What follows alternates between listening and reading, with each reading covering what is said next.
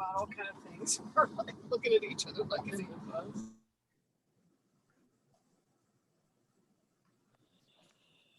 Mr. Chair, if you'd like, we can start.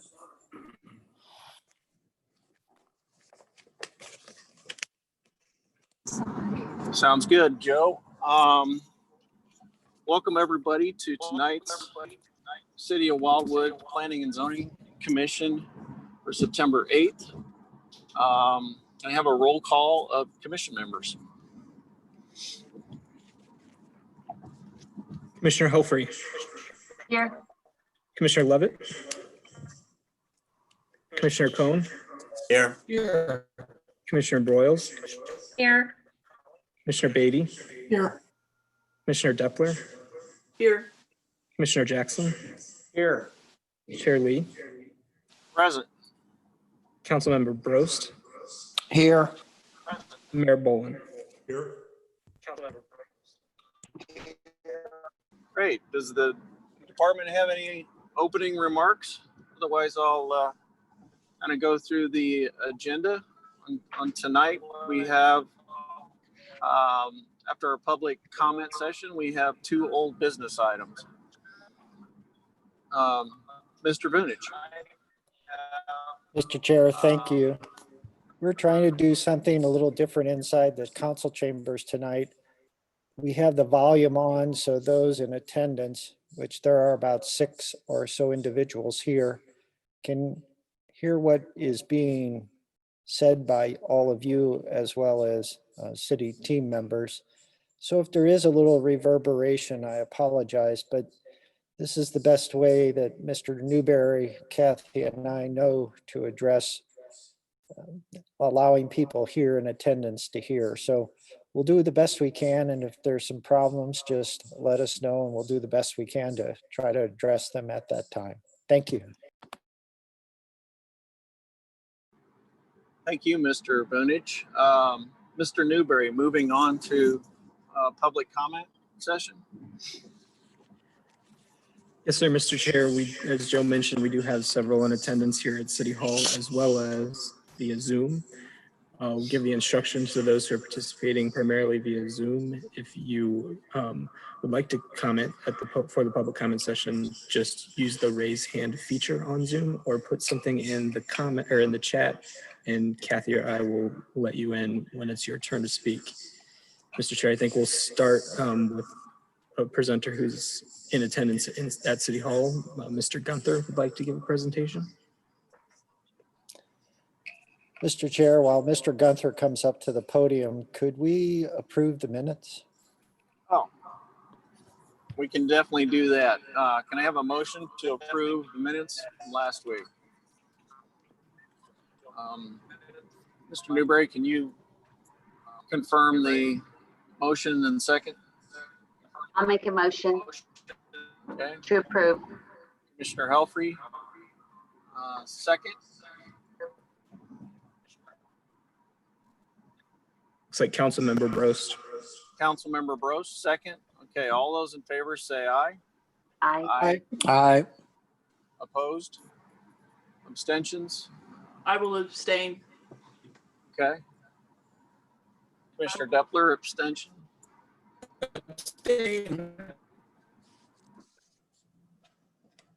And I. Commissioner Levitt, abstain. Commissioner. Okay.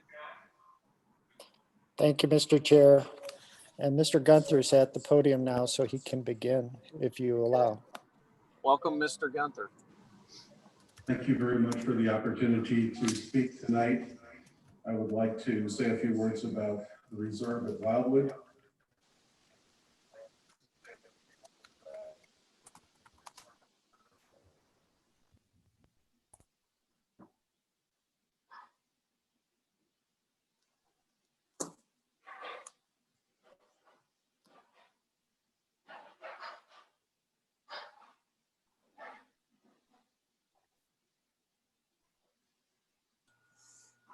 I can't hear what the podium is saying.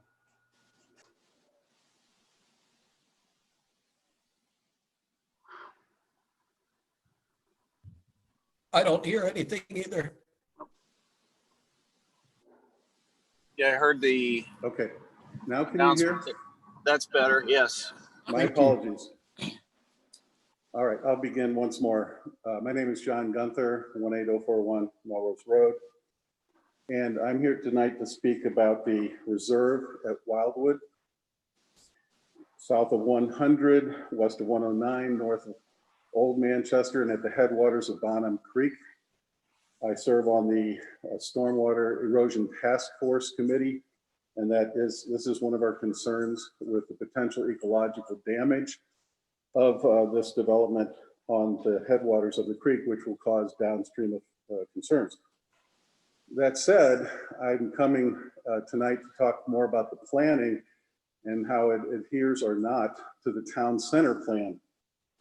The second slide shows the, if we could advance it. Okay, sorry. The second slide here shows the tree stand delineation as provided to the city. And you can see also the creek is running to the north of the site. Next. The plan as proposed features 100% front entry garages and cul-de-sacs throughout. I cannot stress that this could not be further from what was intended with the town center plan. I worked on that plan in 1996 and with DPZ architects, and believe me, this is exactly the opposite of what is expected in town center. It is very typical of a cul-de-sac subdivision, does not adhere to the traditional neighborhood plans. And as I said, it's really going from property line to property line and right up to the creek. So really concerned about that. Large retaining walls are also required to realize this plan. Next slide. Going back to the tree stand delineation, I asked myself, what would a traditional neighborhood plan look like on this site? Could it fit within the tree stand delineation? And how could it connect to the street system and be more in keeping with the town center plan if this proposal goes forward? Next slide, please.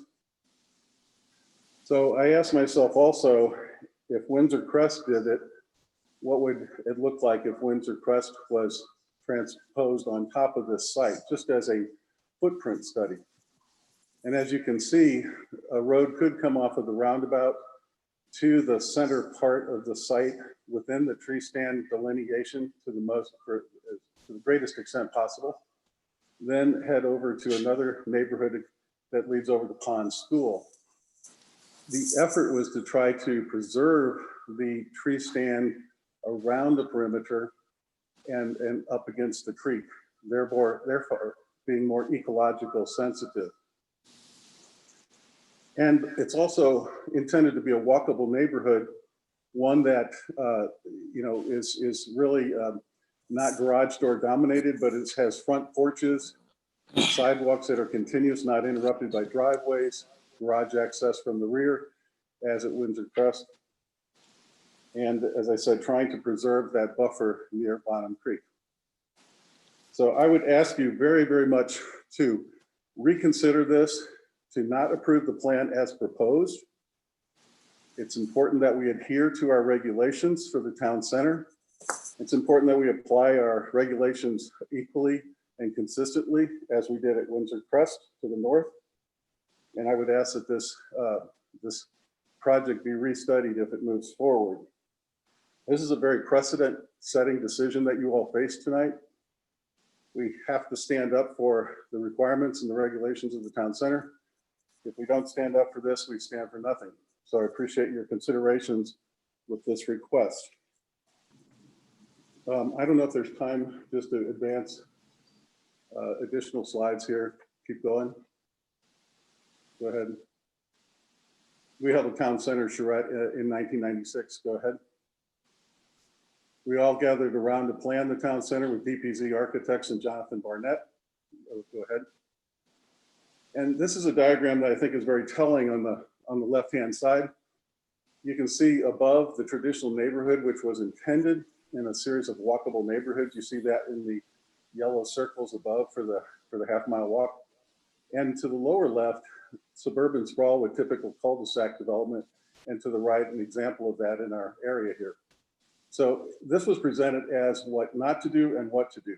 So again, I ask for your consideration with this request. Thank you very much. Thank you for your comments. Mr. Newberry. Mr. Chair, before moving out of public comment, I again just want to make sure that if there's anyone that's an attendee, if they want to speak at this time, please use the raise your hand feature. And Mr. Newberry will recognize you and promote you as a panelist so you can speak.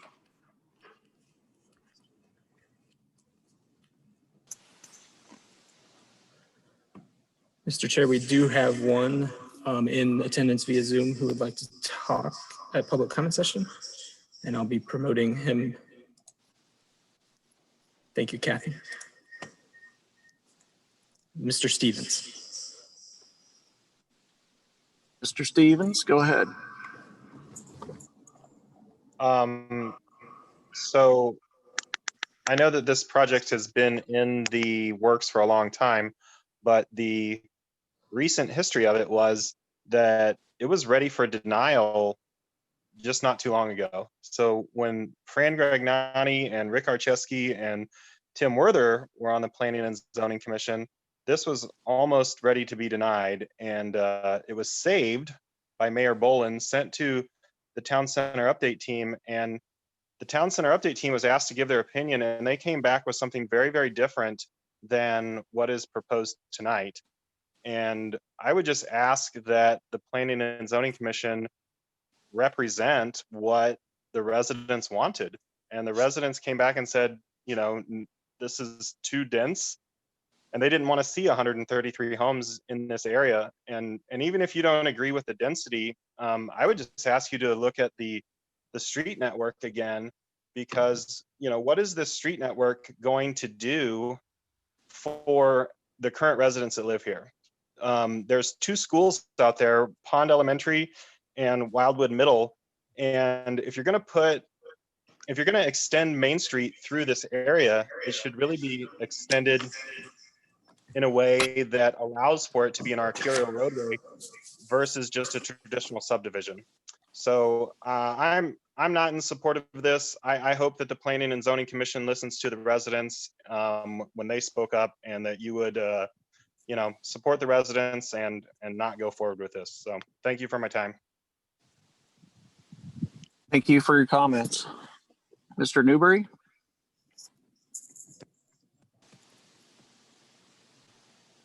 Mr. Chair. Sorry.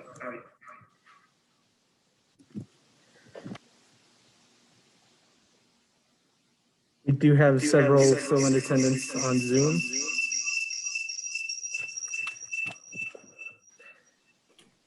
I got you, Travis. Mr. Chair, there are still 14 people attending the meeting in Zoom, so if we can just ask one more time if anyone would like to speak, if they could use the raise hand feature or chat. But at this point, I don't see any additional speakers from Zoom.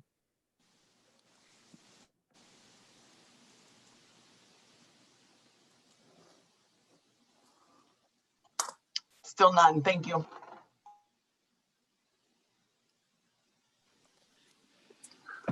Mr. Chair, we Okay. can now move on.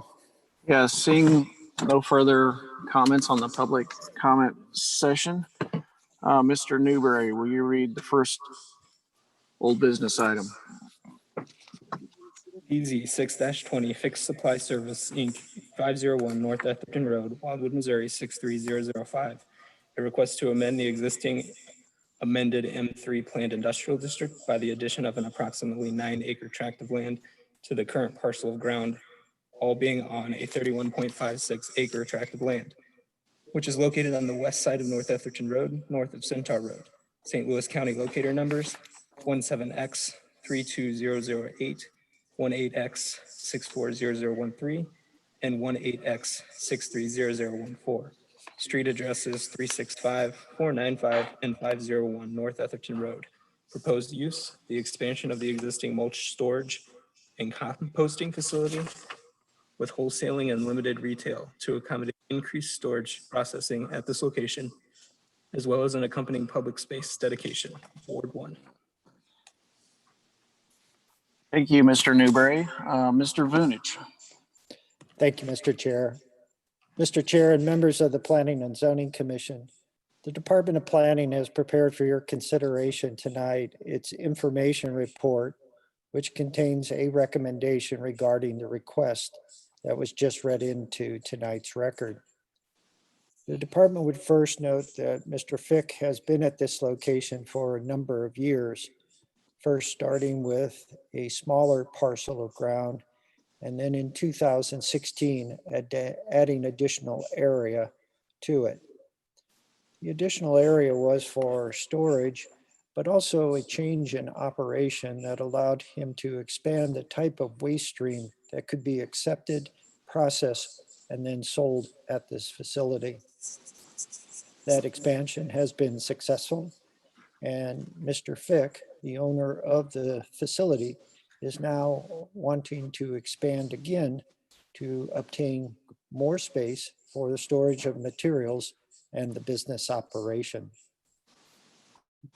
For all intents and purposes, the expansion is the primary component of the request. However, as was noted at the public hearing on August 18th of this year, Mr. Fick is proposing modifications to the entry area into the facility to better segregate traffic and make it safer in some regards relative to the comings and goings associated with the facility. Again, remembering that the facility has a number of large vehicles that enter it daily. In the report, the department notes that there are many reasons to support this expansion. Principal among them is the master plan and its conceptual land use category for the property is industrial, which is consistent with the proposed use in the expansion area. Secondly, the property is zoned M3 Planned Industrial District. It has been since 1971 by St. Louis County, but in this case would be amended to accommodate Mr. Fick's expanded operation. Thirdly, the character of the area accommodates this use, meaning that there is agricultural activity to the south, the levee and undeveloped land to the west, and office warehouse type uses to the east. I would note that north of the site is again industrial zone lot property that contains the Howell Island Conservation Area access and two smaller businesses, one a fence and deck company and a landscape contractor. Finally, the service providers that have been asked to comment on this request have all endorsed it from the standpoint of capability of service and their belief that it would not have a detrimental impact on the surrounding area. This is key amongst the spirit of St. Louis Airport, which has its runways orientated in this direction, as well as all of the other utilities and the St. Louis County Department of Public Health. Knowing that the master plan anticipated industrial uses in this area, the past and current zoning of surrounding properties, the compatibility of the use with the development pattern in its vicinity, and finally, the support of service providers relative to this particular expansion, the department is recommending that the additional area, approximately 10 acres, be rezoned, amended M3 Plan Commercial District, and Mr. Fick be allowed to expand his current operation to that location. As part of the recommendation, the department has provided a list of conditions. Most of those conditions should look familiar to the Planning and Zoning Commission. They were unchanged from the 2016 expansion. However, the department did note that the area can increase to accommodate the expansion And with our new sign regulations, the size of allowable signage can now be 30 square feet versus 25 square feet. And those are roughly the two major changes to the existing conditions. I would conclude the department's presentation by just mentioning again that Mr. Fick has been an exemplary business in the city of Wildwood. As we showed from the department slides, the facility is kept clean, it functions well, and is an asset to the overall community beyond Wildwood. So again, tonight, we are recommending that the rezoning be granted as presented by Mr. Fick, the petitioner, and with the two changes to the conditions. Mr. Chair, after a motion and second or your authorization to move the item to discussion, the department will be available for any comments or questions. And I would note that Mr. Fick is a panelist and is on screen tonight. And Mr. Stock, the engineering firm assisting Mr. Fick, is in attendance here at City Hall. Thank you. Thank you, Mr. Vonich. I'll open the floor for discussion or entertain a motion. I entertain a motion to approve. I'll second. Okay, we have a motion and second. Give a minute if anybody wants to talk on this matter, otherwise we'll go into a roll call vote.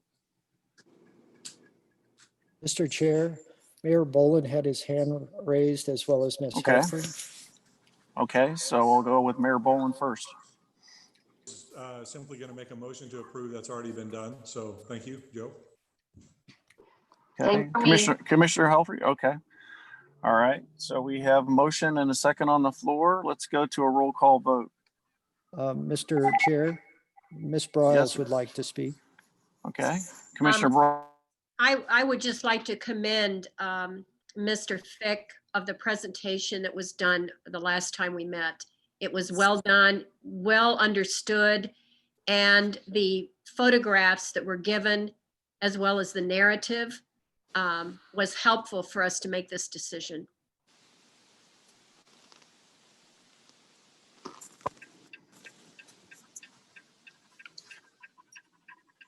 Mr. Newberry, any other comments? If not, roll call vote. Commissioner Helfrey, Yes. Commissioner Levitt,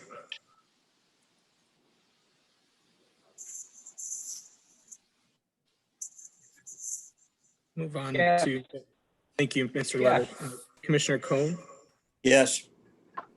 Commissioner Broyles, Yes. Commissioner Beatty, Yes. Commissioner Depler, Yes. Commissioner Jackson, Yes. Chair Lee, Yes. Councilmember Brost, Yes. Mayor Boland. Yes. Thank you. Mr. Chair, that passed unanimously, and the department will prepare the letter of recommendation for the next meeting of Planning and Zoning. Thank you. Mr. Newberry, are you reading the next item? I think that Ms. Arnett's going to give me a hand on that. Okay. Ms. Arnett.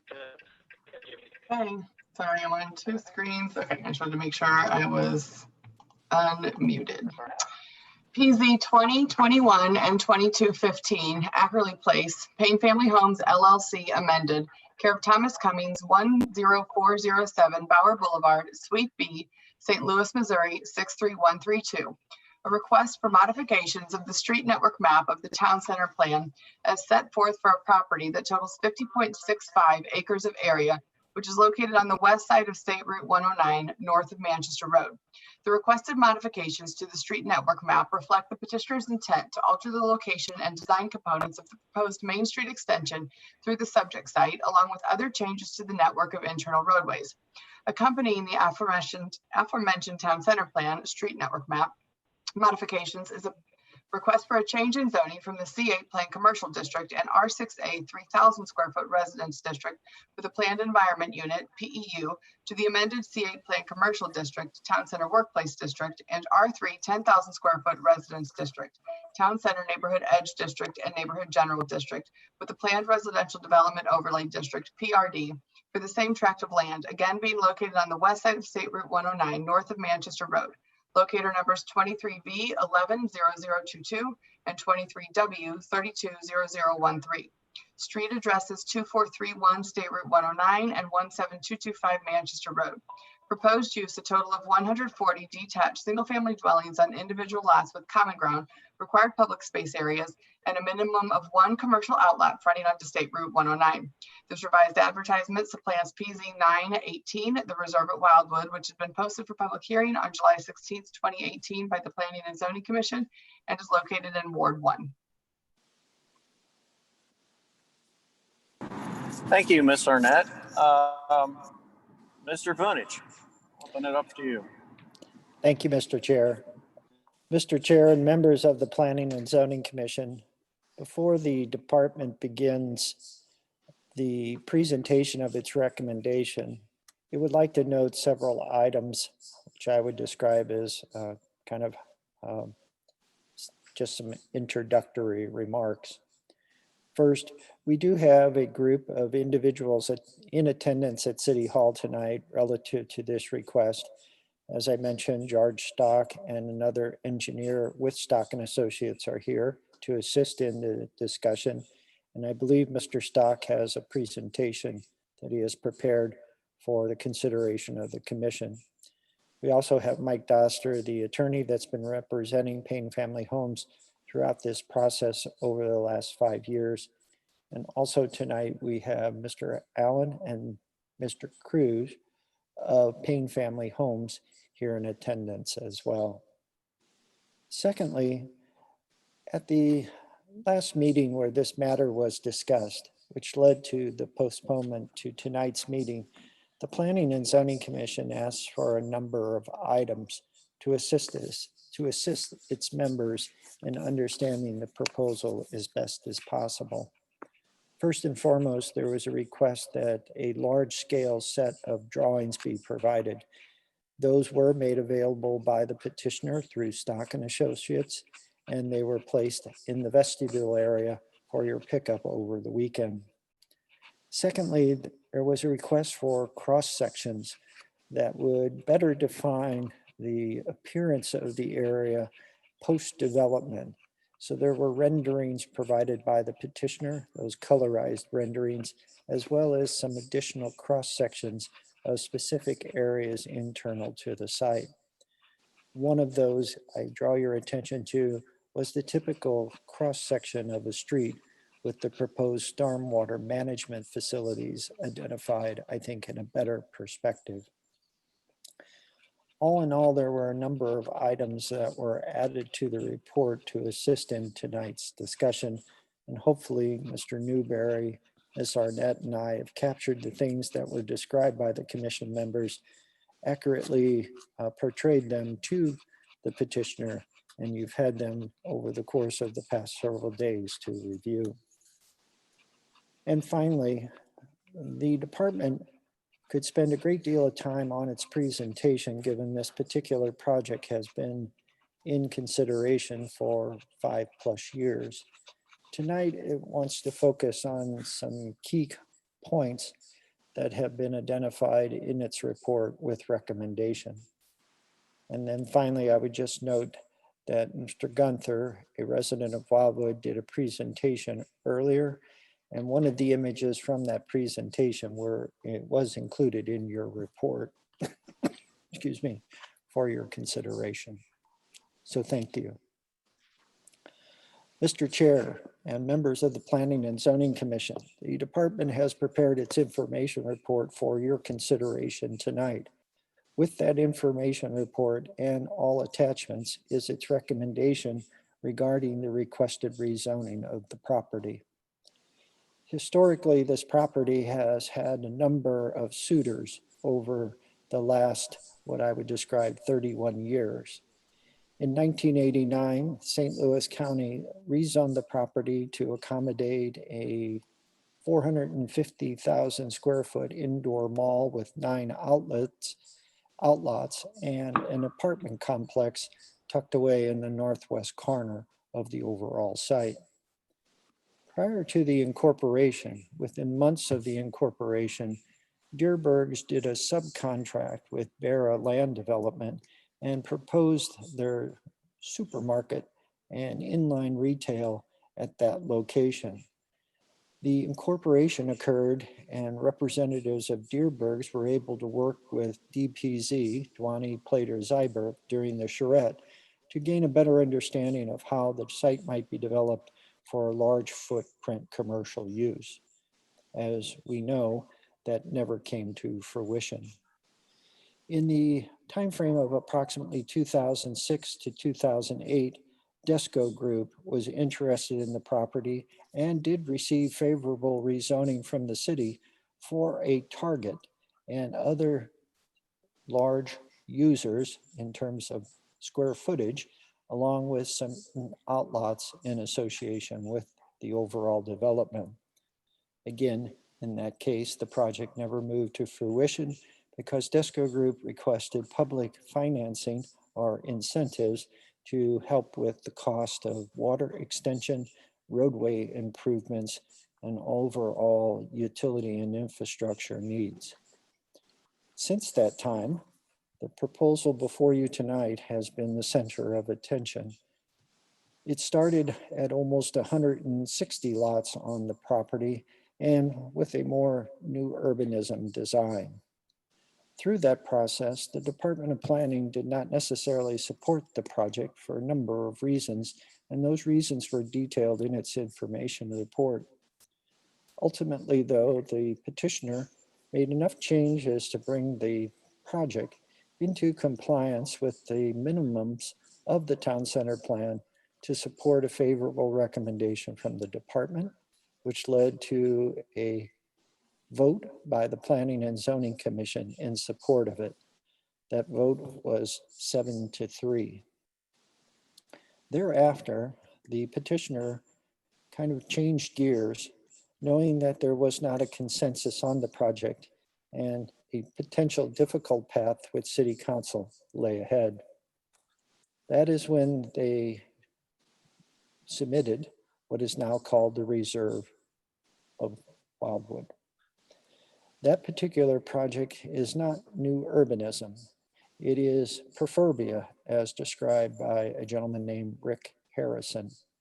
Mr. Harrison attended a work session on this particular site and gave details regarding perfurbia. In the presentation, the petitioner even provided a 3D animation of what a site would look like with the use of perfurbia standards and guidelines versus new urbanism.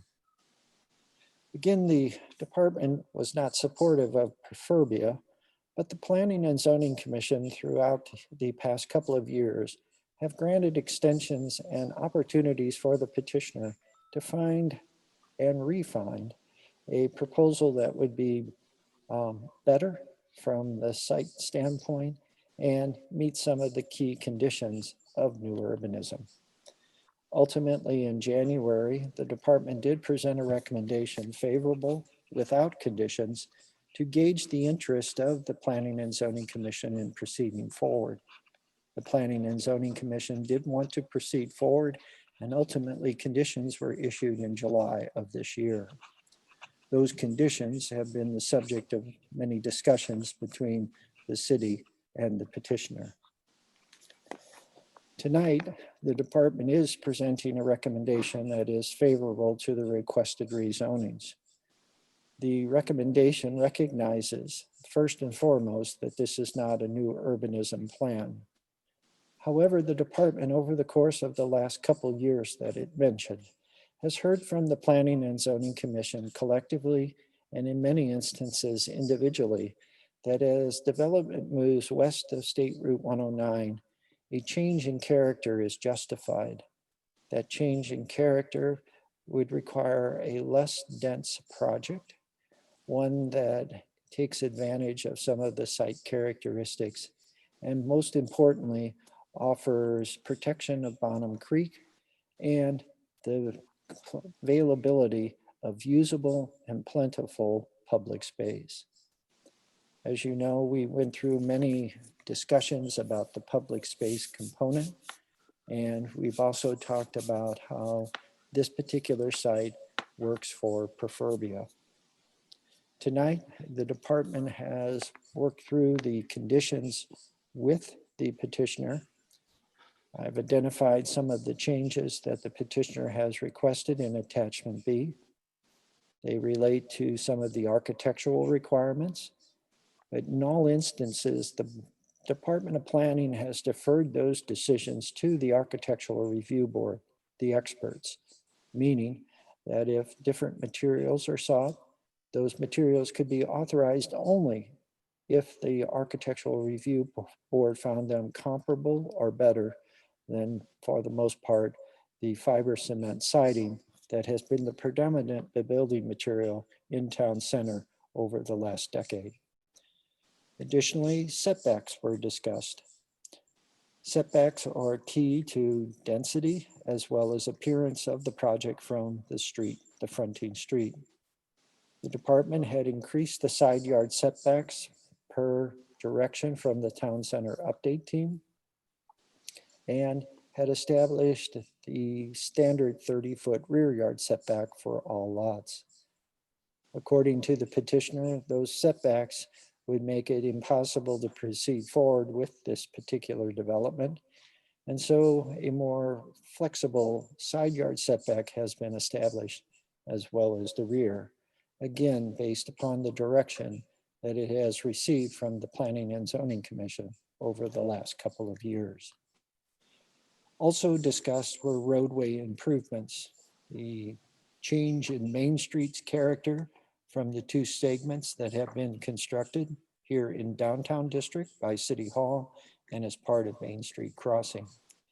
A key element of the change in Main Street character is the stormwater management.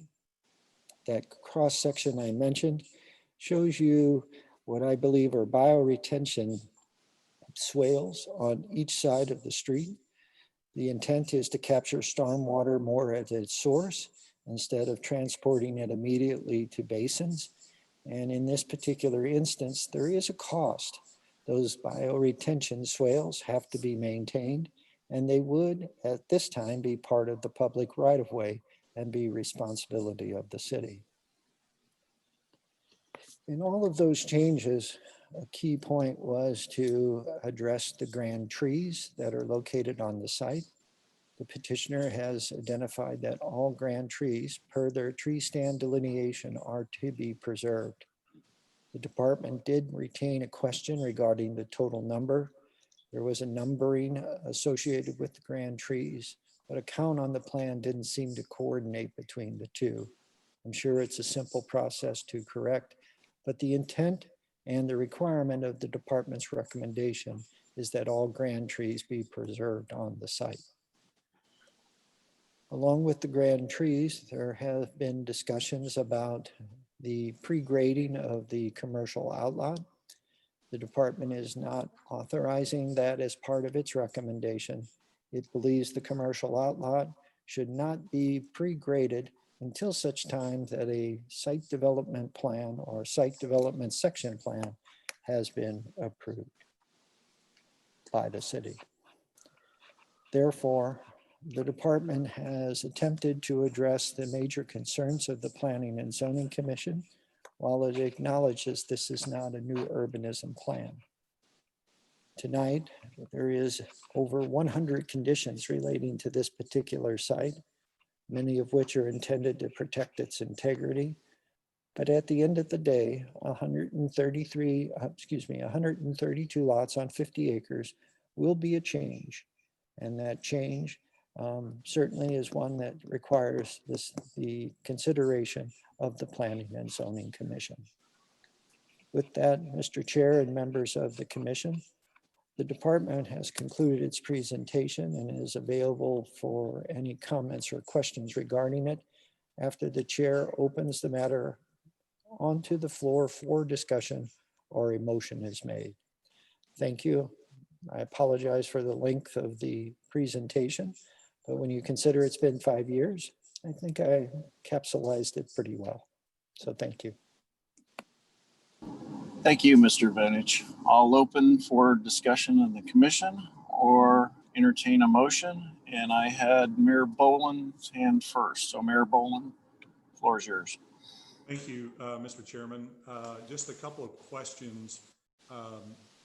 First of all, I'm not sure whether Mr. Stock plans to make a presentation this evening, but if he does, I would ask that it be focused on changes that have been made since his last presentation, since we've all been privy to that and are well aware of the project, just to expedite the meeting. Just a couple of questions, and this may be actually a question for Joe or Travis. I had previously asked for elevations of what the ultimate project would look like once completed from 100 and 109. Is it possible to show those on the on the Zoom meeting here for the public to see? Yes, sir. It will take a second for Mr. Newberry to share screen. Mr. Venich, should we have Mr. Stock present?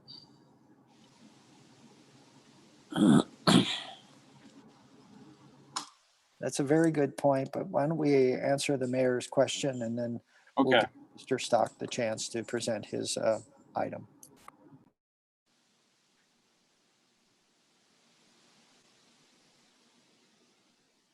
So, Mr. Mayor, this is one of the renderings the department mentioned in its presentation. This would be looking from Route 109 onto the site in a westerly direction. The commercial outlot is to the left of the screen, and obviously Main Street as it enters the property per se.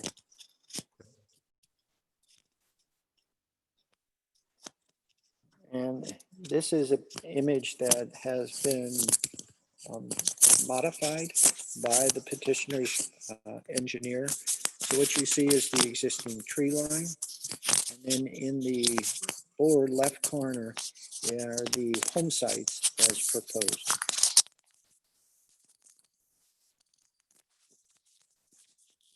Again, this is from Route 109 looking toward the northwest.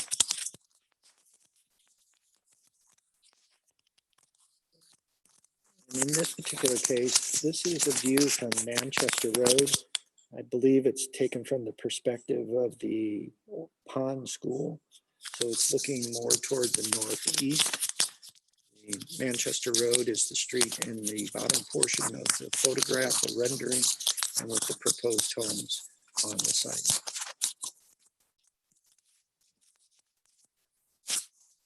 I believe that's the three renderings that were provided. And I'm sure Mr. Stock or representatives of Payne Family Homes can do a better job than I just did describing them. Joe, where's Bonham Creek go across? Is there a picture of that? I didn't hear the question. I apologize. Where does Bonham Creek cross? Do you have a picture of that? If we could go back to the share screen and look at the overall site plan. Bonham Creek, for all intents and purposes, parallels Route 109. And then in the northeasternmost corner of the property, it turns to the west and then parallels the northern property line until it then goes through a hard fix that's been installed by Missouri Department of Transportation to allow Route 100 to be built across it or over it. This particular image, the project is flipped. So north is on the bottom, south is on the top. So Route 109 is, oh, thank you. There's a more. So again, Bonham Creek parallels Route 109, and then parallels the northern boundary line of the site as well.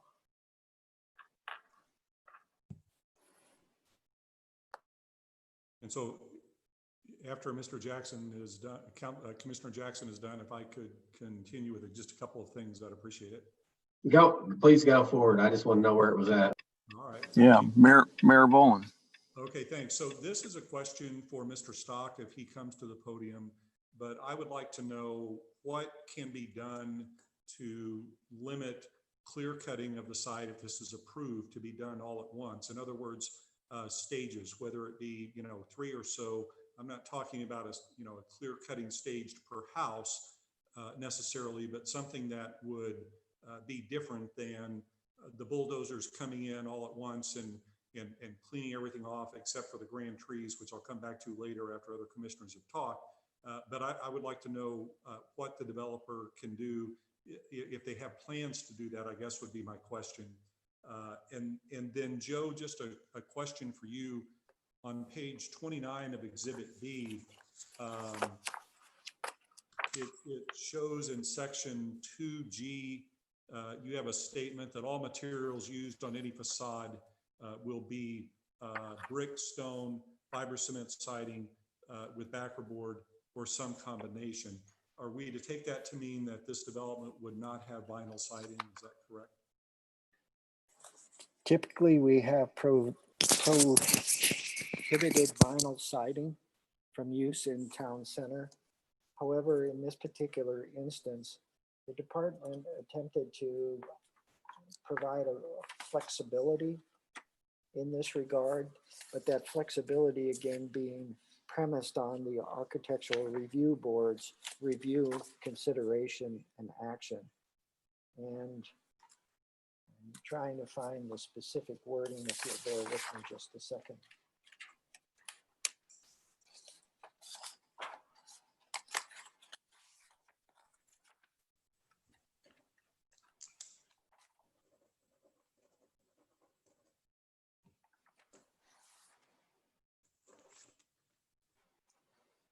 Again, I don't want to keep you, but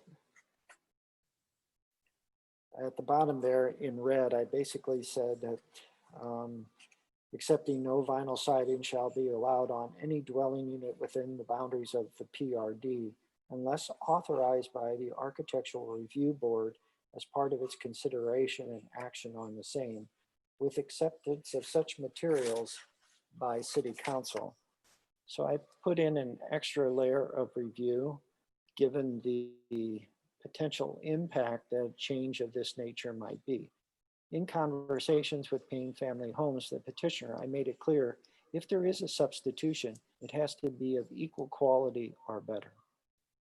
So thank you. I guess this would be a question for John Young, and that is, if the commission decides to approve this, can it make it a requirement that the statement contained in section 2G on page 29 of Exhibit B relative to the siding components be firm? Certainly. I believe that's been, yeah, I think absolutely. And that's been consistently done, I think, in other parts of the town center area. Okay. So thank you for answering that. And then I understand that we, and I'll come back to this later after other commissioners have spoken, we have a 15% greater reduction in density with this compared to what it started with, and that is certainly commendable, I think, from our residents' perspective and certainly from my perspective. But I would have one question, which I can direct to Mr. Stock if he comes to the podium, relative to the density on the southwestern part of the development. And I'll just say that if he comes to the podium. Thank you. Mr. Chair, would you like to have Mr. Stock present now? Yes, let's have a presentation.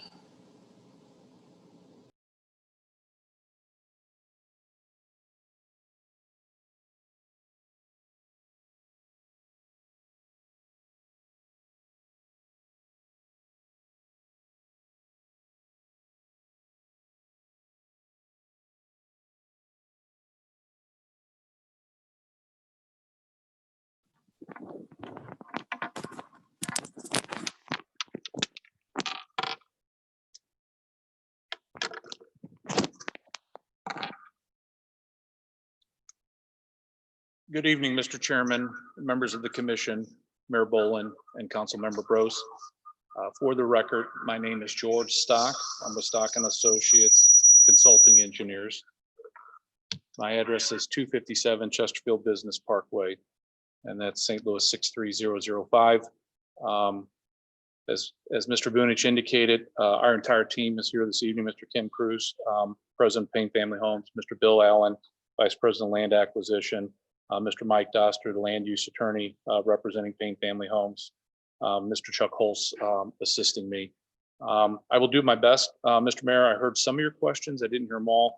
I think you had asked that I start where we last left off. That will allow me to move through some of these slides pretty quickly. Travis, if you don't mind going to the second slide, please. So this is really our request, which Ms. Arnett articulated at the beginning of the meeting, location of the site, current zoning, and our request for a zoning change. The only comment I would make relative to the zoning changes, tonight I stand before you asking for your consideration for 132 detached single-family homes. This property being 50.6 acres and a request of an R3 zoning with the PRD, as you've seen on the preliminary development plan, actually would allow 181 detached homes. The history, as Mr. Bunich had mentioned, there were close to 160 at the time of Ackerley Place. The reserve started at 140, was amended to 133, and then 132. So we do believe that we have been listening relative to the density, and our request this evening is certainly less than where this project started many years ago. Next slide, please. So this is just an outline of the property. I think everybody knows where the 50.65 acres, it's outlined red, but relative to the question of Bonham Creek is really along the northern property line running from east to west, as well as located within the right of way of 109. So between our eastern line and Highway 109. One of the other items relative to the site is the fact that the Southwestern Bell facility at the southwest corner is zoned C8. So not all the property along the western property line is zoned non-urban. And I bring that up because a little later in the presentation, I'll talk about that in a little more detail. Mr. Travis, next slide. Thank you. So this just really indicates the zoning itself, the red being that C8 commercial and the gray being the R6A. And as I mentioned, you can see in the southwest corner, the Southwestern Bell property is the C8 zoning. Next slide, please. Town center regulating plan. I reviewed this before, again, we're the 50.65 acres located within 769 acres. So we're about 6.5%. Next slide, please. A little bit about the topography. Mayor, I did hear the question about phasing of construction and how to develop the property. So the site itself certainly lends itself to opportunities for the design and the site plan and the land use as laid out by Mr. Harrison. The site has 100 feet of relief, and that comes from the southwest corner of the property, which is at elevation 756, and then the very northwest corner, which is the lowest of 686. So there's 100 feet of vertical relief through the site. There's a drainage way that comes through the site basically from the southwest, and you'll notice in the land plan that typically is where we have a lot of our drainage facilities being incorporated following that topography and trying to minimize the site grading on the site. Next slide. So this is the plan that was before you 12/12/18. Many of you will remember this plan. I mean, for some of you, you may not have been on the commission, but this is a plan that was 133 single family homes at that time. And one of the items that we had addressed at that time was how to buffer the property and how to incorporate the landscape. And so what we had indicated in phase one is that we would address landscaping around the perimeter of the property. So along 109, along Manchester Road, along our southern boundaries, which is outlined in red here. Those would be the areas that we would landscape in order to create a buffer while the site was being developed. In addition, there's quite a bit of public space, which I know is an important item of this rezoning as outlined by Mr. Bunich. So this plan had incorporated approximately 8.7 acres of public space, some of which that was within a park of 1.39 acres. That was located kind of at the southeast portion of the property. I do have a blow up of that, but also, and that relates that 8.7 acres of public space relates to a requirement of 5.3. So we were exceeding the public space requirements. In addition, we had incorporated 1,180 feet of multi-use trail. We had an overlook on Bonham Creek. We had 1,200 square feet of community garden. And then we had the street rain gardens and sidewalks. Within that park area, we had gazebos, playground benches. And then along Manchester Road, we had that heavily landscaped. So that's where we were in December of 2018. We go to the next slide. I think this one probably depicts a little bit better the areas that we were intending to landscape under the phase one to create that visual barrier from the roads and the residents traveling on those roads. Relative to the tree canopy, there was mention about the tree canopy. So the requirement is 30%, and under this plan, between retaining existing trees, which are primarily along Bonham Creek, also along the western property line, and then also along Highway 109, we'll end up with a plan that has 37% or 37.5% tree canopy. Next slide, please. So this is just a blow up of that public space, that garden, the 1.39 acres. As you can see, it has walking sidewalks, pergola, an open story or open venue building, playground equipment, fire pit. So there's a number of amenities incorporated. And then immediately to its east, if we can go to the next slide, is that area that Mr. Vunish had referred to as a condition written within the ordinance about the commercial area not being graded until such time as a site development plan specific. So that would remain untouched. And then the area of where Bonham Creek is, there's a note existing canopy to remain along Highway 109. Those are still incorporated within the plan. There's also some notes on this plan with regards to an existing tree, grand tree to remain. As Mr. Vunish mentioned, we have since further advanced that. If we can go to the next slide, please. So these are the changes. So now we're at the point that the commission, that's new information to the commission. So I'll just read through these 12 bullet points that we have incorporated. It is that they include the preservation of the existing 6 grand trees, which is different than before. In order to facilitate that, we have reduced a lot at the northwest corner of the property. That's how we got from 133 to 132. Another change is all lots fronting Street A is referred to as Main Street, shall have a minimum 70-foot width at the front build to line. That's been incorporated. All other lots would have an average lot width of 65 feet at the front build to line. The 6-foot sidewalk along Street A now follows the right of way. There was some discussion at the previous planning commission meeting and work session with regards to its meandering.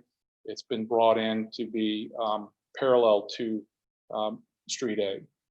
We also are preserving additional land along the west property line of approximately 0.12 acres. In addition, we've added traffic calming, raised pedestrian crossings, and divided median. We've added a proposed trail easement on the north side of the site from the proposed trail overlook at Bonham Creek to the existing Hawthorne Village Parkway right-of-way. We've increased substantially the landscaping, berms, and hardscape along Manchester Road. And we've provided details of the proposed BMPs adjacent to Street A. We've also provided the typical streetscape rendering, which I'll show you in a moment. And we've provided examples of street BMPs previously constructed in the city of Town and Country at a subdivision called the Estates of Town and Country Crossing. And we've also provided renderings of potential views from Highway 109 and Manchester Road. Next slide, please. So this is our current preliminary development plan. As noted, there are the preservation of the grand trees, which are in the northwest corner of the property, as well as located on that commercial property. There's 3 of them in that location. We have the preservation of the additional 0.12 acres along the western property line. And then we have numerous traffic calming, raised median crossings. And these are important just by the design of the street and the utilization of these and the divided median that support our request for the front entry garages. And I'll go on that to a moment. There's one of the conditions that speaks to turnarounds. And I think what we're doing is controlling the traffic flow and slowing the traffic flow to avoid that additional pavement of turnarounds in front of the houses. And I'll get to some of the items in attachment B in a moment, but I wanted to point that out. We also show the proposed trail easement from what I mentioned on the overlook at Bonham Creek, tying into Hawthorne at the north. The comment that I made relative to the sidewalks along Street A, running parallel to the street versus meandering. We have the existing canopy to remain between Highway 109, future commercial lot. And then along Manchester Road, we have the increase of landscaping berms, hardscape along Manchester Road. We'll go to the next slide, please. So this is the rendering which was shown a moment ago. So this is in the divided entrance from the roundabout on Highway 109, looking due west. You can see the new homes proposed in the background. The landscaping that's shown here, most of this is the new plantings. All the preserved landscaping is a little bit further to the south, and you'll see that in the next view, view B. But this landscaping is representative of the landscape plan that's been submitted. It represents about year 4 of growth that has occurred in order to reach the heights and the maturity that's shown in this photo. Next slide, please. Oh, I'm sorry. So we've inserted a slide. So this is our streetscape. So this is along Street A or Main Street, and this is representative of 3 of the homes and the different products of the homes, which we'll show in a moment. But what you can see is a street that is outlined in the conditions as is 70 feet of dedicated land. And the dedication of that land is really 50 feet of right-of-way and then 10-foot easements on both sides for a total of 70 feet. As Mr. Vunich mentioned, if you look at the bottom of the slide, excuse me, that is representative of a rain garden, which is located off the edge of the pavement. It's a shallow depression, landscaped, hardscape landscaping included. And the benefit of that, and we talked about this earlier, was really dealing with the stormwater as it comes off the roofs, as it comes off the driveways, as it comes off the lawns, that we immediately treat that water for the purpose of water quality and also volume reduction. So as it continues to flow, there's reduced volume, there's cleaner water that allows us to reduce the size of the stormwater detention or quantity storage basins, which are also incorporated in the plan. This street is the Street A, which is 26 feet wide of pavement. The other interior streets are 22, but still within that 70 feet, which is a combination of 50 foot of right-of-way dedication and 20 feet of easements being dedicated. Next slide, please. This is a view of Highway 109 looking south. You should be able to see the improvements of the roundabout. But basically, this is that area where Bonham Creek comes underneath Highway 109 from the east to the west and then flows north. All those trees are existing trees and they'll remain. If you look through the left-hand side, you can see one of the homes that are back up there next to the park, that 1.39 acre park. But visually, the development is well buffered. It's screened from Highway 109, both with the existing vegetation and the additional vegetation that we anticipate planting under phase 1. Next slide, please. This is Manchester Road. And again, this is standing at the elementary school access point into or from Manchester Road. So what you're seeing is the enhanced landscaping. You're seeing the gazebo that's located there. There's a number of walls, small walls that you'll see in berming that's incorporated. We'll see that in a moment. But this is landscaping at about 3 years maturity after planting. Next slide, please. So this is the landscape plan. Other than showing that heavy landscaping along Manchester Road, it also shows the landscaping which runs along the western boundary for the southern third. That's the property that's adjacent to the C8 commercial. And I point that out because also within attachment B, there's a condition relative to that western property line.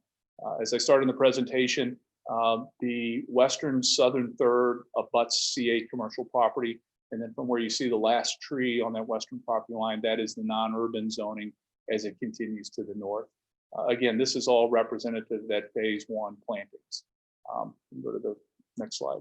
So in the top left, there's some blow-ups, 1, 2, 3, 4 of the different areas. And then what Loomis and Associates has done has created these blow-ups showing where the incorporation of the garden walls are being implemented and special plantings and terracing that's going on in order to create, you know, a unique buffer, landscape buffer, not just using plants, but also using hardscape materials in order to create that along Manchester Road, as you saw in the rendering. Next slide, please. So this is a real life B&P incorporated in the street. Unlike what we're proposing on the reserve, this particular one is located in the center of the street. A little bit different design of the street. It's a street, it's concrete versus what we're proposing at the reserve is asphalt. It also includes a vertical 6-inch curb, which we are not proposing. But if you were to go out there today, this is just immediately to the west of the Target store on Clayton Road, and you will see the landscape, the B&P located in the center of the street. Next slide, please. So a little bit about Payne Family Homes and why they're different and how they stand above and apart from others. And there's these core values that are incorporated into all their projects, in particular, design theory, sight lines, natural light, attention to detail, and design for comfort. You'll see as I show you some of the interior renderings and as I show you the exterior, you'll see how those core values are incorporated into the design. Next slide, please. So we have 16 homes, 16 lifestyle series homes, all of which have 5 elevations. So we have a total of 88 to 92. Some may have 4, some may have 5 different elevations. But a little bit about the lifestyle one, the homes range in size from 1,627 square feet up to 3,186, 2 or 3 car front entry garages. The lifestyle 2 range in size from 1,779 square feet to 3,388 square feet. Have 2 car front entry with the 3rd tandem bay included. And then you also have the option of a 4th tandem bay available. Next slide, please. This is a little bit more about the lifestyle series homes. Again, you can read this as you see it on the screen. I don't think I want to read it verbatim, but we have the ranch, we have the 1.5 story, we have the 2 story. There's certain features that are incorporated in all of those. And again, I think the pictures that I have in a moment here, renderings, will be self-explanatory. Next slide. So inside version of a kitchen, as I had mentioned before, the detail, I think you see the detail in the cabinetry, the flooring, the counter. The other component is that natural light. You see the windows, the oversized windows, and I think that'll repeat itself as we look at the next slide. Another view of the kitchen, and again, it's the detail of the cabinetry, the countertopping that's incorporated, the lighting, and again, the flooring. Next slide. So this is another view which depicts the family room area. Again, you see those large windows embracing the natural light into the home. Part of it makes them feel bigger. The homes seem bigger. You saw the square footages, but by design and one of those core values, the sight lines create a larger experience. Next slide, please. Just another of a family room. So we move on to the home renderings. And if we can go to the next slide. So I don't have 16 and all 5 elevations, but this just gives you a flavor of the materials. You see the combination materials, you see the porch, you see the 2-car garage, you see the carriage doors that incorporated the architectural shingles. This is Adelaide E, which is a 2-car. Go to the next slide.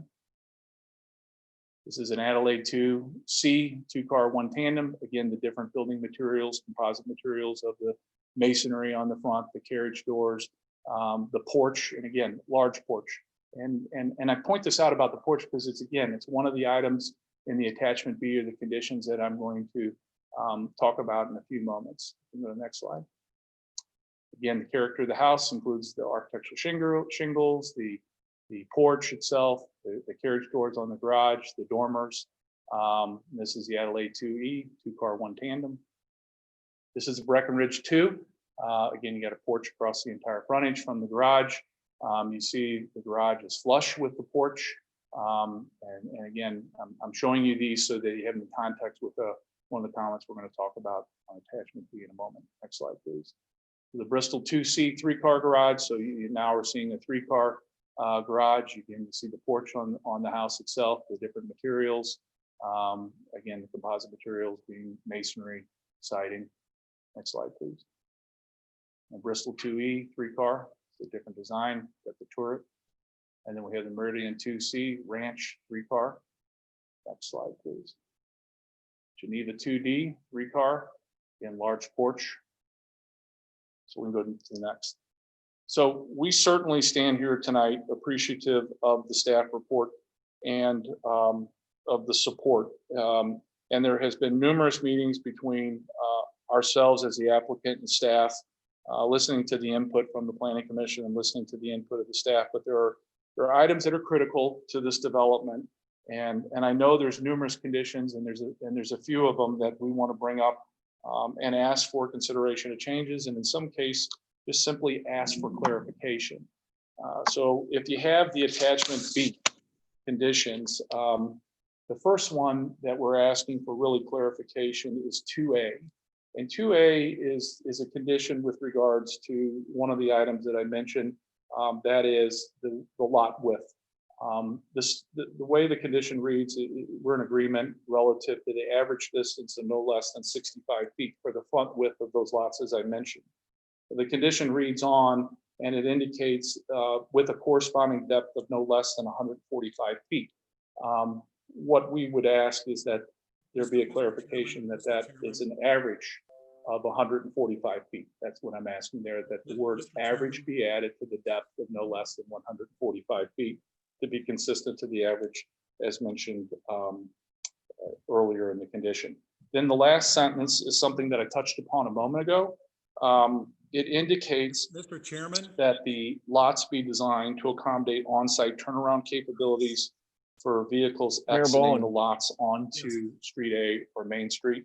Okay. We looked at that, and again, it adds Mr. Stock. additional pavement in the front yard. Oh, I'm sorry. Okay. Yeah, Mayor Bowen. Yeah, my apologies. So we have, so this has been a 30-minute presentation. I appreciate the storm actually this evening, and that could affect our internet connectivity.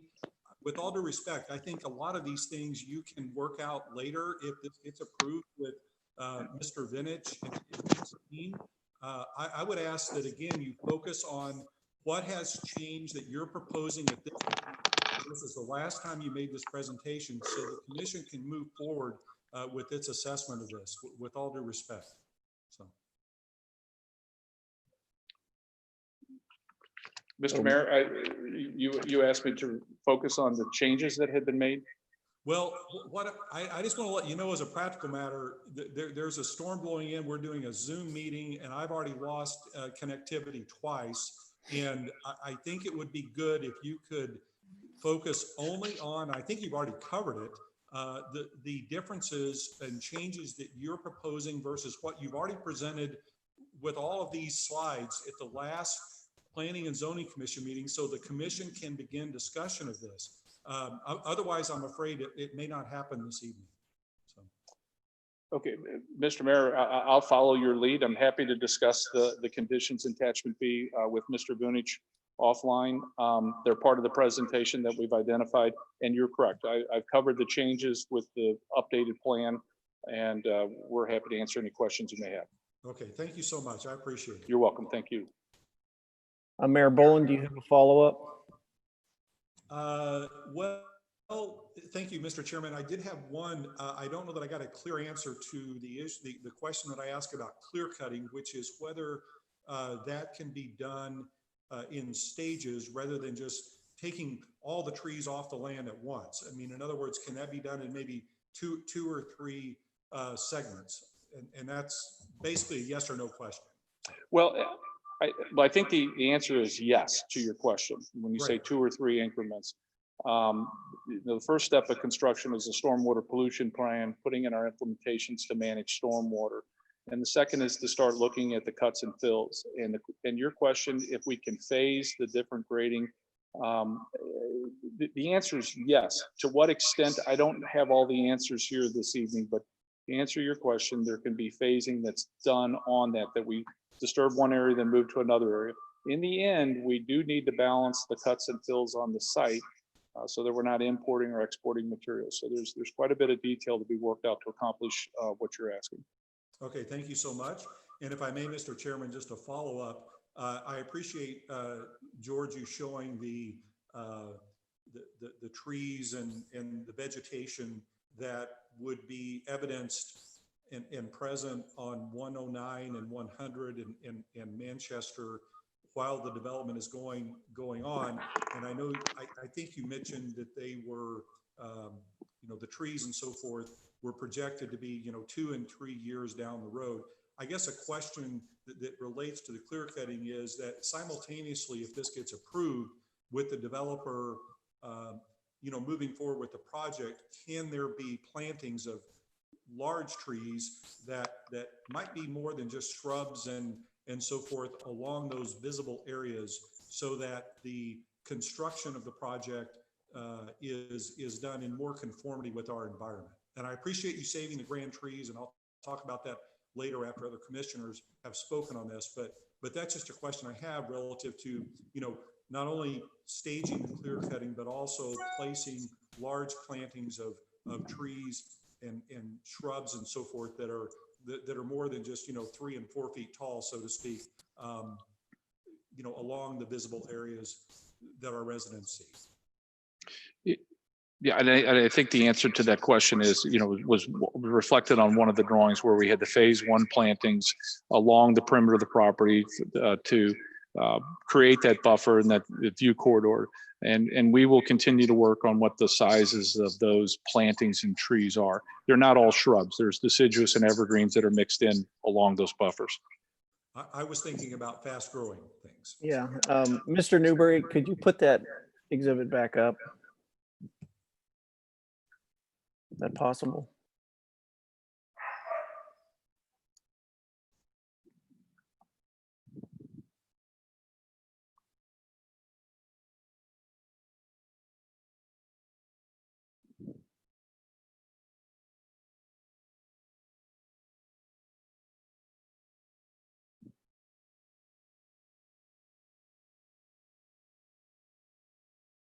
I think it was the plan view.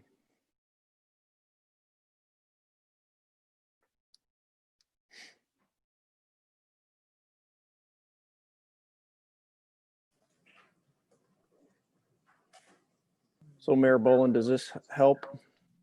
There's quite a bit of planning on Long Manchester. Thank you, Mr. Chairman. It does. Obviously two-dimensional, but I think that Mr. Stock and his team get the idea that it would be good to have a connection between, if this is approved, the development of the land, which will obviously take out some of the trees and vegetation versus replacing those and the visual aspects of it as it goes forward. Thank you.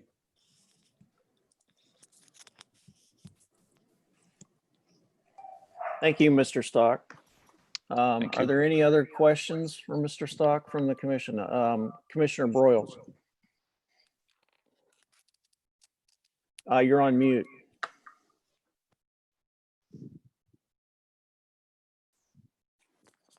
Sorry about that. I think Vicky was before me. I don't know what she said. Okay, may I move forward, Mr. Chair? Yes, Ms. Broyles, go ahead. Okay, I have a couple of questions for Mr. Stock, and I want to thank you for your presentation tonight. It was, and also for the materials that we received prior to this meeting. I had to lay them out in my dining room because I didn't have anything large enough to look at them on. So thank you for that. I have two questions. One of them is that we received a picture, a drawing of the south entrance and exit to the development from Manchester Road. I would like, I think if Travis has that picture, that would be helpful when we're considering traffic. Travis, do you happen to have that? It was the last one that was sent to us. It's probably that single lane roundabout that we superimposed on Manchester Road. Yes, that you superimposed the roundabout. And that wasn't discussed this evening. No, that was going to be one of my point of clarifications in the attachment B. We, in discussing with staff, the request to be able to accommodate in the future a single lane roundabout by accommodate via the dedication of the appropriate right-of-way as part of the reserve. And our site plan, preliminary development plan as submitted, what I was demonstrating to staff and to this planning commission is if we take the roundabout, single lane roundabout as constructed at Taylor and Manchester and superimpose it on Manchester Road at our entrance, there is no conflict. Yep, there it is. There it is. That's it. Yeah, so it does not adversely impact lot 132. The single lane roundabout could be constructed with the right of way that the city has already received on the south side, which is outlined in yellow. And then I've outlined in yellow our right of way dedication of Street A, those roundings in yellow, to show that we are dedicating right of way to be able to facilitate and accommodate the roundabout. And that is an entrance and exit, I'm assuming. Yeah, that would be our one of our primary access points. We would build it as a T intersection or a four-way intersection with the drive that's on the opposite side of the street. But sometime in the future, if it's warranted and a roundabout, we have accommodated and provided the right of way to allow that to be constructed. Okay, that's helpful. Thank you. And You're welcome. my second question, Mr. Stock, is that there's a number of residents that are extremely concerned about Bonham Creek, as is I as well. I don't know if this question needs to go to you or to Mr. Vunich, but if someone could please review the past and current safety considerations that have been analyzed for Bonham Creek. I know you have some of those in your plan already, but I would like to hear a narrative about that. Thank you. So, well, I'll try to answer it the best I can, and hopefully it does answer your question. So today there's a certain amount of runoff that comes from this site and other sites to Bonham Creek. So we're 50.65 acres of a much, we're part of a much larger watershed that feeds Bonham Creek.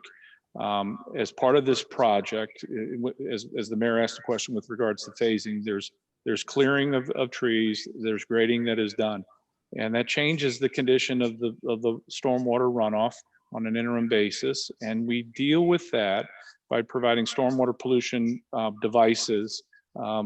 Silt fence is the most obvious that you see all the time, but there's numerous siltation basins that are constructed upstream of Bonham Creek that intercepts the stormwater, removes any silt or pollutants, and then discharges the stormwater at a rate that's commensurate to the pre-developed. Long-term, after the development is constructed, there's permanent BMPs. And one of those solutions is the street BMPs, the bioretentions running along the street. Historically, most of the developments in Wildwood in our community, everything is piped to a regional detention basin, and those basins then release at a controlled rate. What we're trying to do is reduce the size of those permanent basins by using the bioretention. So we believe we have a good solution, but there's an interim during the development, and then there's a permanent solution that exists such that the runoff from this development is below the pre-developed runoff rates that came off the site to Bonham Creek. Thank you. You're welcome. Commissioner Helfrey. Hi, thank you. I have a question regarding the storm runoff on the side of the creek. There's a document in this, I think it's on page, well, it's on my computer, by Native Landscape Solutions. And it states that, am I reading this correctly? First of all, that it states that annual total average maintain those drainage along the streets would be about $14,000 a year. Am I reading that correctly? I did get information and provided to Mr. Vunich, and I don't have that in front of me. It sounds accurate. I would defer to Mr. Vunich if that's the information that, if he happens to have that. It is. Ms. Helfrey. Okay, so I will just let you know right now, I have a problem with that because I think that that is, that's going to be a problem for down the road, speaking from my own personal experience with our neighborhood. The other thing I have is in your drawing that you drew of those tensions on the sides of the roads, those were very pretty with the flowers and everything, but that didn't really resemble what was shown in the photograph next to Target. So I would, my only suggestion is to go over and look at those at Target. I mean, photographs don't always show as nice as what it is. You know, we designed those bio basins. I think they look very good. I think that subdivision does a very good job of maintaining them. You know, they have a landscape crew that cuts all their common grounds and they trim them. They're probably ready to be trimmed when I took the photographs. Those photographs are only about 2 or 3 weeks old. I think part of that view that takes from it a little bit is the vertical concrete curb. I like the bioretentions without the vertical curb, where we just sheet drain through a piece of porous pavement and then down a stabilized rock slope. So the character in the renderings are a little bit different. The asphalt pavement looks a little bit softer, that concrete looks hard, that vertical curb looks very, very rigid as opposed to a gentle slope. So I think the detail that we have for the reserve is a better detail. The rendering, obviously the artist and his colors are a little more crisp than what they might be with my phone camera. But I assure you, those BMPs or bios at Town and Country Crossing look really nice, and it's probably worth driving and looking at those. Okay, thank you. Well, so I will just let you know that my opinion is that I think that that is cost prohibitive. I also think that 70 houses dumping onto Main Street is quite a few houses dumping onto Main Street where the plan for walkability, the plan is to not have any, my understanding is that we should not have any houses with driveways on Main Street. I realize we have some, but 70 houses seems like a lot to me. So those are my big concerns in addition to the Bonham Creek. So I thank you for your time. Thanks for letting me talk. Thank you. Wait, Any other? I have one more thing. Commissioner Sorry. Helfrey. I know that you, Mr. Stock, I'm sorry, said that there were 6 grand trees. And if I'm reading these things correctly, I think Joe in our paperwork said 13. So I'm trying to find out how many grand trees there really are. And that's it, I promise. Thank you. Well, no, it's no problem. And we'll work those details out with Mr. Vunich, but several of the grand trees that are on our property are north of Bonham Creek. And so we're not doing any work north of Bonham Creek. So, and then, you know, we own property on the far side of, or the north side of Bonham Creek. And while there's grand trees there, we would not be touching those. So the 6 that we're preserving are all on the south side of Grand Tree, which is, there's a total of 6, and we're saving all 6 of those. So Mr. Vunich, it sounds like he's saving all the grand trees in the developed area. Based upon his comment. Excuse me. Based upon his comment, I believe that's the case. Regardless, the conditions require it. Yes. Any other comments? Commissioner Beatty. So my one concern with this is the lack of connectivity to other parcels that are adjacent to it. We had that back with Ackerley Place, but I haven't seen any of them with the reserve development, and particularly to the parcels to the south, there's a potential for future development along there. And I feel like one access point to Manchester will not be enough for this.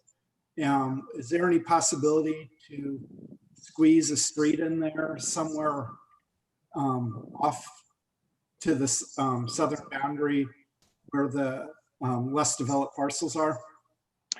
That is something that we have looked at on several occasions, and there is topographical differences between our property line and that property to the south. And we've opted not to provide vehicular access. And I'm assuming you were talking about vehicular access because relative to pedestrian access between the trails integrated in our site and the sidewalks and those being added along Manchester Road, there is pedestrian connectivity between 109 through our site to our public spaces and out to Manchester Road. Right, but the parcels that are wedged in between this site and Manchester, there's 2 or 3 single-family homes and Old Pond School. And those are potential development candidates in the future. And should they get developed in as residential, I would not see that just be a cul-de-sac off Manchester. I would like that to connect into your subdivision. Yeah, I think that property, and I'm looking at a drawing that was one of the earlier slides, they probably have approximately 800 lineal feet of frontage on Manchester Road as opposed to our 400. So I don't know that that would be limited to a single access point on to Manchester. You know, it's possible that they may have 2 points. I'm just speculating, but there's twice as much frontage. Right, there you go. No, I appreciate that, but I still, one of my gripes about most developments now is that they all seem to self-isolate within the development. And I'd like to see connectivity rather than just houses throughout along that border with those properties.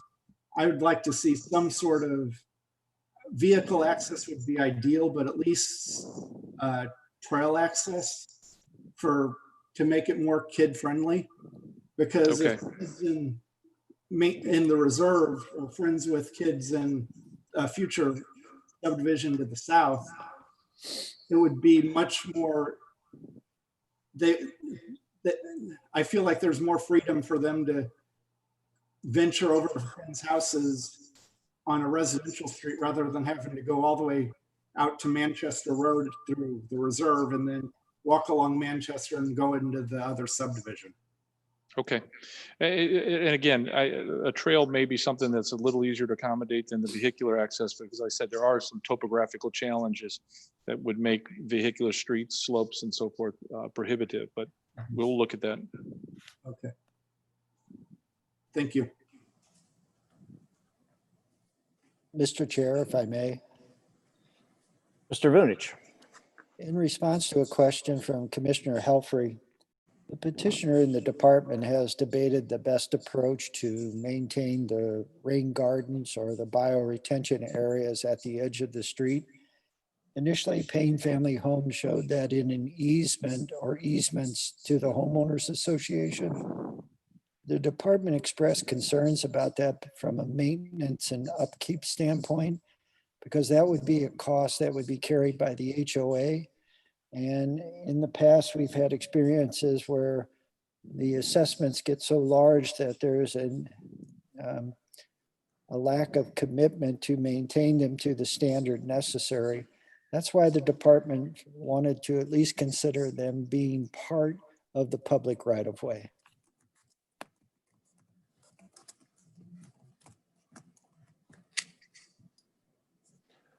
Any other comments? Councilman Brost. On the roundabout, did I hear that the plan is that would be added at a future date, or is that part of the plan? And who's paying for that?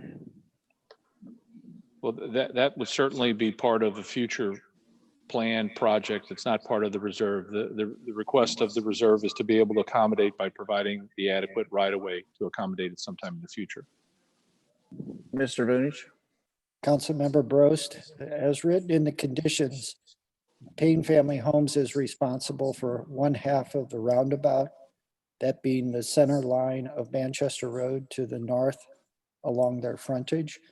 The south half is an off-site improvement, and that would be the responsibility of the community college when they build phase 2 or the second building on their campus. So how do you build a half a roundabout? You don't. We would collect an escrow.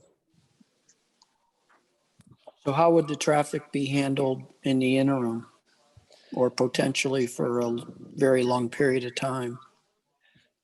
It's a good question, and you probably know better than I, in that the absorption of lots and a development of this scale probably takes years, not months. And so there would be an effort, obviously, to find a solution to the south half of the roundabout. It could be credits to the traffic generation assessment fee to Payne Family Homes to construct it all at a single time. Or it could be a capital improvements project of the city of Wildwood. Or, as I mentioned, the community college finally moves forward with phase 2, their second building. There's a number of options out there that could be considered. But even if it, all else were to fail, for the most part, we can accommodate some increase in traffic while the absorption of the lots is underway.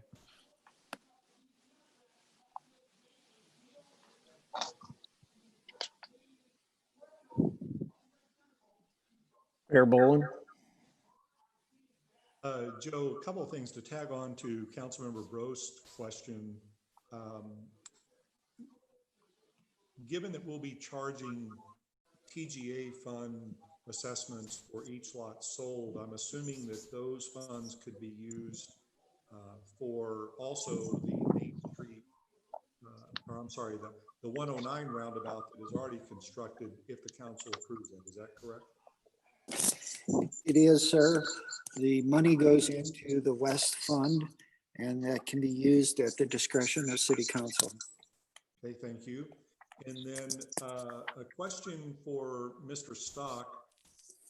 One thing that I've mentioned from pretty much day one on this project, even when it was Ackley Place, which this is a far better improvement, but was the density on the southwest side of the development at the Manchester Road area.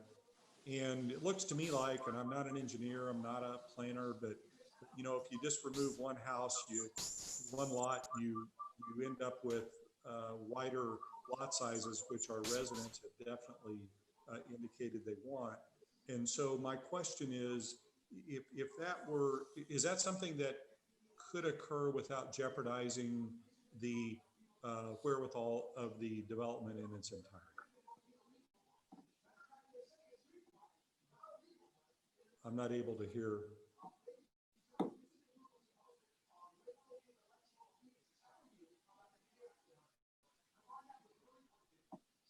He appears to be muted. Mayor? Yeah, there you go. Yeah, in discussion with Payne Family Homes, the 132 single-family detached homes is critical to the viability and sustainability of this project. Okay, all right. Well, I appreciate your answer on that. And the last thing I want to mention before I, sort of offer my thoughts on the overall project, with all due respect to my colleague, Commissioner Beatty, who I respect greatly. One of the things that I heard as I've been going door to door over the last year relative to connectivity, a lot of residents actually don't like that. And the reason they don't like it is because of two reasons in order of priority. Number one, it allows for people to cut through their subdivision going to other places that they feel jeopardizes their safety. And number two, it seems in their minds, right or wrong, to detract from, sort of the identity that they have of their subdivision being, their home and their place. But just FYI, something I've heard, and that's just anecdotal, and I greatly respect you, as you know, and your thoughts.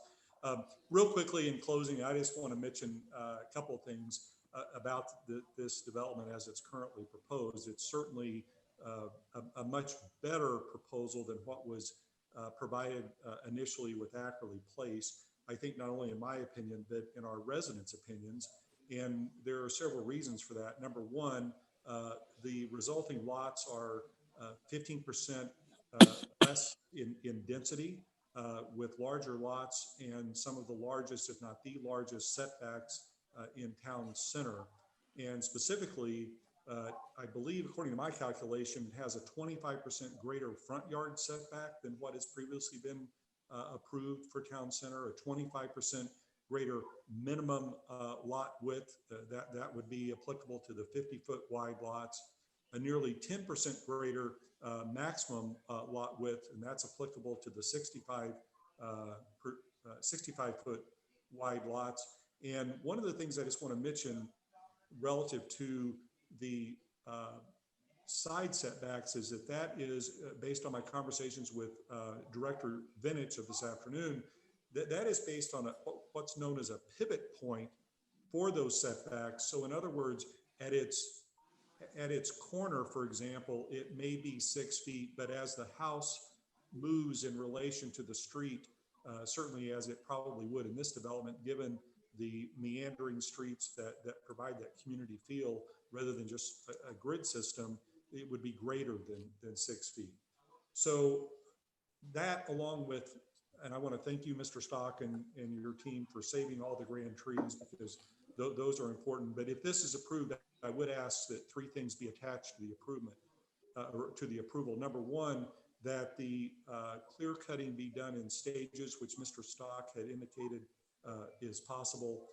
Number 2, that on page 29, the siding enumerated in section 2G be made part of the approval. And number 3, as Mr. Stock also indicated, that simultaneous landscaping in a material way on our major thoroughfares of Manchester Road, Highway 109, and Highway 100 be part of that approval. So those are just 3 things I would ask if the commission seeks to approve this, be made part of it. Thank you so much for your time. Commissioner Helfrey. Thank you. I was just reading the chat from the Zoom, and this is probably more directed towards Mr. Bunich. One of the people asked about how are they going to handle all of the buses, the 100 or plus buses that enter Manchester Road daily. And I guess her concern is that one entrance off of Manchester Road into the neighborhood. So I guess if you would please speak to that, Mr. Bunich, I appreciate it. Well, if the commission is not familiar, the Rockwood School District has their bus garage behind Pond School, which means that during certain points of the day, there are a number of buses entering and exiting that facility. Again, we're aware of that, and certainly it's an item that will be studied further. But the intent is to try to build the roundabout as quickly as possible. That is either through the collection of an escrow and a capital project, or through credits to the TGA, to Payne Family Homes, for its full construction. We can't require Payne Family Homes to do it all at once. Part of it's an off-site improvement, but certainly there's ways to accelerate that. And again, as you know, just with development of the site, the phasing of grading, and then the installation of improvements, we do have some time to address it. But will there be a problem? I hope not. My commitment to the commission is we'll have Mr. Brown, our Director of Public Works, which is also a PTOE, which has a greater degree of specialty in traffic, to investigate it. And before you take a final action, we'll have a better answer than probably mine.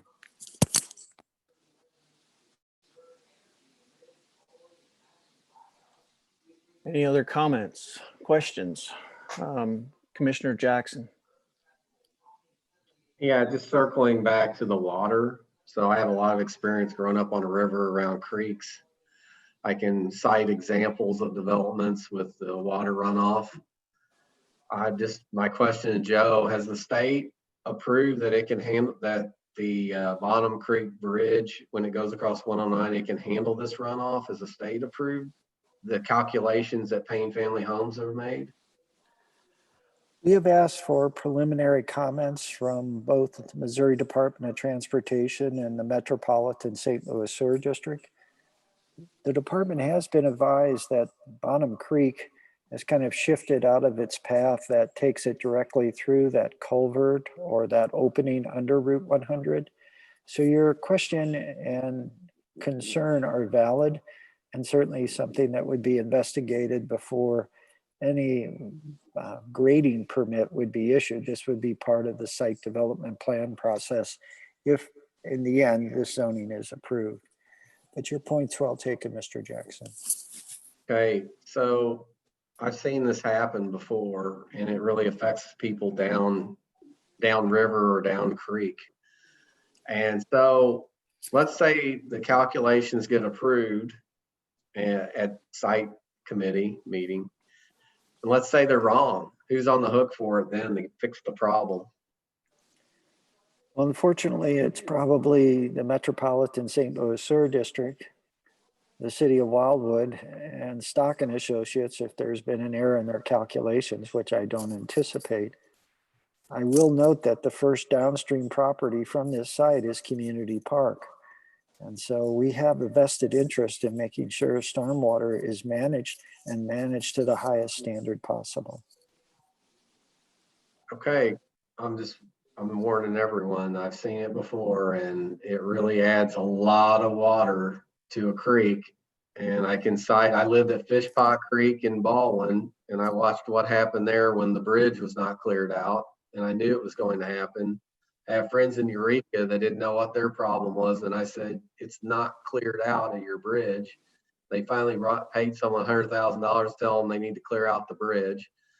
I can cite another example from where I grew up where they had to buy businesses out because it wasn't engineered correctly. And this was 5 years later.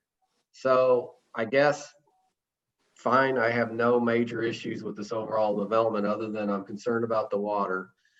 I'd like to know where their calculations come from. Like, is it based on a 100-year flood or a 100-year rainfall or whatever that is, and not just a normal average? I would hopefully it would be the calculations and engineering would accommodate 100-year episodes. And that's all I'll say. Just FYI to the team. Well, Mr. Jackson, before Mr. Stock responds, there are two competing interests that have asked to be heard about the reserve at Wildwood. One is our Watershed Erosion Task Force. Mr. Gunther mentioned that. And they are concerned about density and the impact on our 9 watersheds. And so they have been investigating this situation and will draw on their expertise as well. And then I think just as equally important is, again, MSD standards have improved over years. I think there's some of the best that are applied. But obviously, less density means less impervious surfaces, which means less runoff. And as the mayor mentioned, we've gone from approximately 160 lots to 132. But our town center update team actually only wanted about 35 on this site. So there's a lot of competing ideas out there right now. Mr. Stock, that's a question you can answer on the stormwater. Yeah, relative to the stormwater, there's a number of requirements, both the MSD, MDNR, and the City of Wildwood incorporate relative to stormwater. But the design and the attenuation of the stormwater does include the 100-year storm event. So any storm up to the 100-year and below, we're providing stormwater attenuation. We're also providing volume reduction for the first 1 inch of runoff that comes on the site. So we have water quality, volume reduction, stormwater quantity management, and the rate of discharge control up to the 100-year storm events. Thank you. You're welcome. Any other questions? Seeing no further questions, I'll entertain a motion to either accept, modify, or against the department's recommendations. And the department is recommending approval based on the conditions.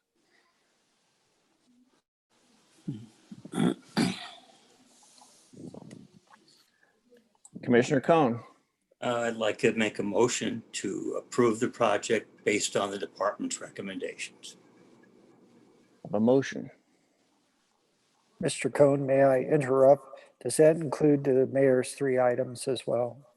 Yes, that includes the phasing of the clear cut, no vinyl siding, and landscaping as soon as possible when the work begins. Yes. Did I cover all 3? Commissioner Levitt, seconds. We have a motion on the floor to approve the department's recommendation. Seeing no further comments or questions, Mr. Newberry, are you doing a roll call vote?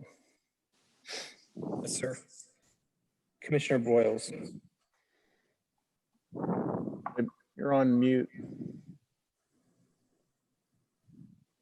Still on mute. Yes. Commissioner Bailey, So real quick, before I vote on this, if this passes, is it final as drawn?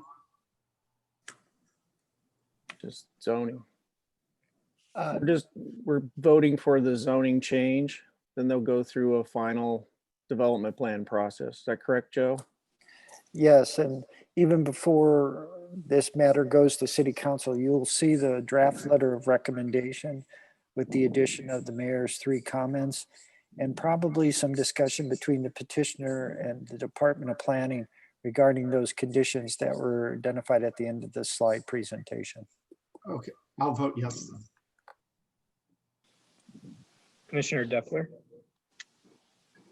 No. Commissioner Jackson, Yes. Commissioner Helfrey, No. Commissioner Levitt, Commissioner Cohn, Yes.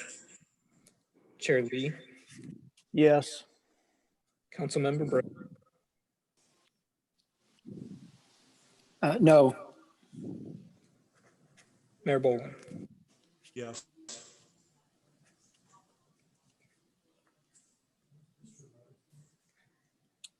Mr. Levitt voted yes. Matter passes by a vote of 7-3. Thank you. Mr. Chair, that's all we have on the agenda tonight. Okay. I'll entertain a motion to adjourn. Commissioner Helfrey. I just want to say that I'm very impressed how you have and ran the meeting. So well done. And I would like to make a motion to adjourn. Okay. Before you do that, if I could say one thing. Sure. Mayor Boland. I just want to thank you. I didn't maybe Commissioner Helfrey just said this. It didn't come through, but if so, I apologize. But I just want to thank you for handling this as chair this evening. Obviously, you were juggling other things and you did a tremendous job. And also to the commission for all the questions and your opinions. And it's just the way it should be done. So thanks to all of you, and thank you particularly, Mr. Chairman. Thank you. The Zoom on the phone worked fairly well, so. I can't see the whole field though. That's the only thing on that, but yeah, thanks. I was ready to fill in if needed, but thank you. Yeah, okay, great. All right. I think Ms. Helfrey has that backup already after the last time. No, I don't know how you can compete with that. The whole time I was watching him, I was humming that song to the cars in the background. You know, I like the nightlife baby, so. Well, it was fine up until it got dark. The further west you go, the darker it gets, and then you can't see anything. So You did great.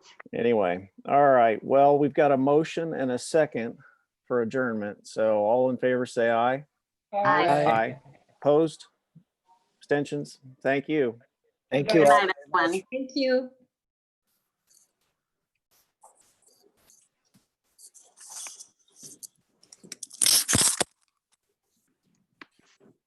I have my hearing checked. That's number one.